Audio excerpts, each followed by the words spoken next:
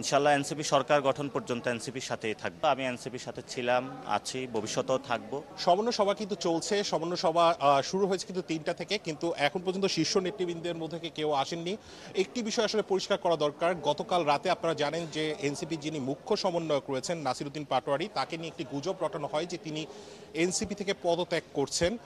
আমরা পুরো বিষয়টি আসলে সবার সামনে পরিষ্কার করতে চাই। আমাদের সাথে কিন্তু এই মুহূর্তে যোগ দিচ্ছেন নাসিরউদ্দিন পাটোয়ারি, যিনি মুখ্য সমন্বয়ক। কি হয়েছিল তার সাথে আমরা সবকিছু আসলে শুনতে চাবো।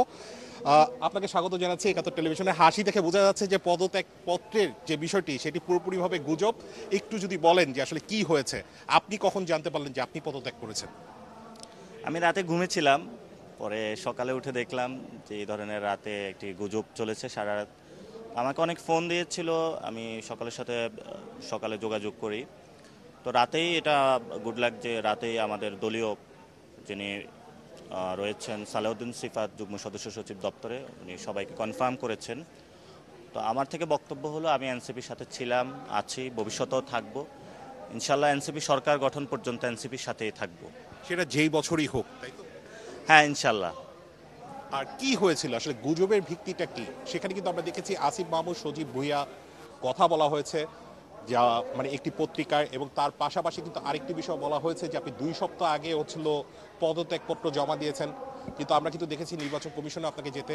কিভাবে কি যা ঘটে তা একটু হলেও রটে, বিষয়টা কি এরকম কোনো কিছু আছে কিনা? না, এমন কিছু না, কিছু বিষয়ে তো মিডিয়া ট্রায়াল চলছে। তো আমরা এখনই বলবো না যে কারা এগুলা করছে বা উদ্দেশ্য প্রণোদিত না কিভাবে। তবে আমরা এটা স্বীকার করে নিচ্ছি যে আমাদের বিরুদ্ধে মিডিয়া ট্রায়াল চলছে এবং অতীতেও চলেছিল। আমরা যারা অনেক দেশপ্রেমিক সাংবাদিক রয়েছেন বাংলাদেশে, আমরা আপনাদের কাছে আহ্বান রাখবো যে কোনো গুজবে আপনারা ইনফ্লুয়েন্স হয়ে আপনারাও সেই একটি নিউজ হলে সেটার সাথে সাথে একটু যাচাই করবেন, তারপরে আরেকটি নিউজ যাতে হয়, এটা আপনাদের প্রতি আহ্বান থাকবে।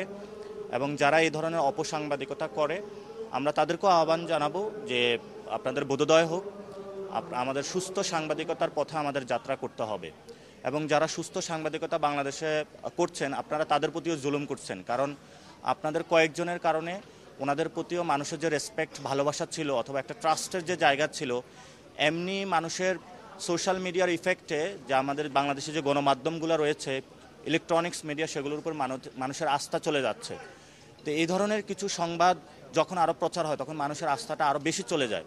সেই জন্য বাংলাদেশের আমাদের কিভাবে আস্থাটা ফেরত আনা যায়, সকল মিডিয়া যারা এখানে চাকরি করছেন এবং প্যাশন নিয়ে সাংবাদিকতা করছেন, তাদেরকে নিয়ে যদি সবাই আমরা সুন্দর একটি বাংলাদেশ বিনির্মাণের পথে যাত্রা করতে পারি, সেটা আমাদের সকলের জন্য কল্যাণকর হবে।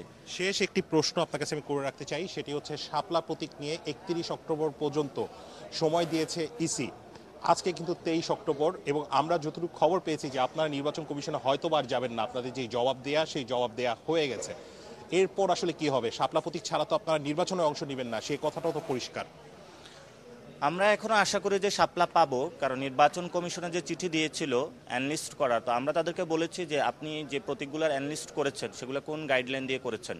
তারা এটার কোনো সদুত্তর দিতে পারে নাই। তারা বলল যে আমরা অনেকগুলো প্রতীক একসাথে নিয়ে সকালবেলা উঠে যার যেটা মনে হয়েছে ওইভাবে হলো তারা অ্যানলিস্ট করে দিয়েছে। তো আমরা তাদেরকে বলেছি আপনারা একটা গাইডলাইন করুন, যে গাইডলাইনের অধীনে বাংলাদেশের সকল প্রতীকগুলো চলে আসবে।